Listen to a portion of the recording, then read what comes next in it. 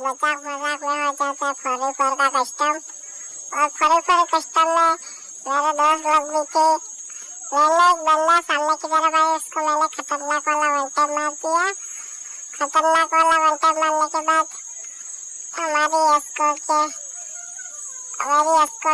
बंदा एक गया। पूरी हमारी एस्कॉर्ट गाइस देख सकते हो पूरी की पूरी खत्म हो चुकी है। मैं अकेला बचा हूँ और सामने की तरफ 3 बंदे अभी भी जिंदा और अभी भी 3 बंदे जिंदे। इसलिए गाइस मैं मारने की कोशिश करूंगा। एक बंदा गया गाइस। ओनली फॉर 2 बंदे बचे। गाइस। लगता है आपको मैं जिता पाऊंगा, ऐसा लगता है। तो एक लाइक तो बनता है गाइस। मैं स्पीड देख सकते हो, इधर से निकलते गाइस। मेरे को बीच में घुसा दिया यार गाइस। इधर से भागते गाइस। इधर से निकलने के बाद गाइस मैंने यहाँ पर गुलवर ना करना था, इधर से निकल चुका हूँ। और इधर पे इसने मेरे को थोड़ा सा वन टैप मार दिया था। बाल बचा गाइस, उसको मैंने